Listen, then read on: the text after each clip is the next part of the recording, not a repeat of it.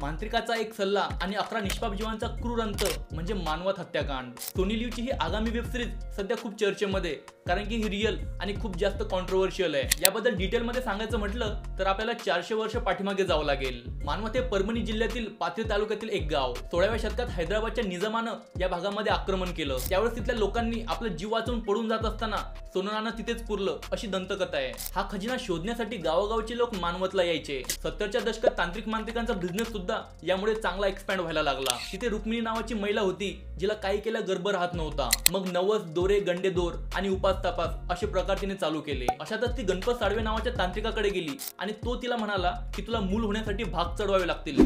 भाग म्हणजे बळी।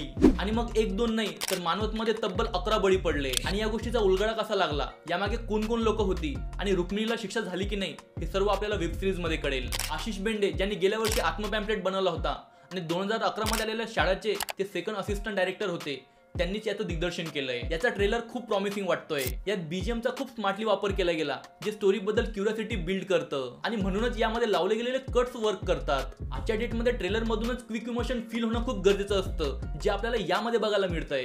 सुरुवातीच्या 20 मिनिटात ते एंगेजिंग सीन आणि वन लाइनर सांगून स्टिक करून ठेवतात आणि हळूवारपणे त्याला बिल्डअप करत शेवटी सस्पेन्स क्रिएट करून तिथेच सोडून देतात। याला म्हणतात स्मार्ट एडिटिंग। सोनाली कुलकर्णीचा यातला लुक खूप उठून दिसतोय आणि आशुतोष गोवारीकर जे सीआयडी डिटेक्टिव्ह रमाकांत कुलकर्णी यांच्या भूमिकेत आहेत, तसं त्यांचा लास्ट मराठी मूवी व्हेंटिलेटर होता आणि ते एक उत्तम कलाकार आहेत हे त्यांनी वेळोवेळी प्रूव्ह केलंय। कदाचित बऱ्याच वेळानंतर मराठीमध्ये एक चांगली वेब सिरीज बघायला मिळेल असं वाटतंय। तसंच परेश मोकाशींचा आगामी सिनेमा मुक्काम पोस्ट बोंबिलवाडी जी या थीमच्या एकदम अपोजिट आहे, ती आपल्याला या वर्षी डिसेंबर मध्ये बघायला मिळेल। ऍक्च्युअली हे त्यांच्याच 2001 मध्ये आलेल्या नाटकाचं अडॉप्टेशन आहे ज्याचं रायटिंग त्यांनी केलं होतं। परेश मोकाशी आपल्या डायव्हर्सिफाय कामासाठी ओळखले जातात। त्यांचे प्रत्येक सिनेमे हे आधीपेक्षा वेगळे आणि नाविन्यपूर्ण असतात। या नाटकाबद्दल सांगायचं झालं तर हिटलरचे महाराष्ट्रातील समुद्रकिनारी असलेल्या एका छोट्याशा गावामध्ये अपघाती लँडिंग होते आणि त्यानंतर होणाऱ्या गोंधळात टाकणारे प्रसंग दाखवले जातात। अणुबॉम्बचा फॉर्म्युला मिळवण्यासाठी जपानला गेलेला हिटलर जर्मनीला रिटर्न जात असताना क्रॅश लँडिंगमुळे चुकून बोंबिलवाडीत उतरतो। स्टेशनवर वायरलेस ट्रान्समीटर वापरण्यासाठी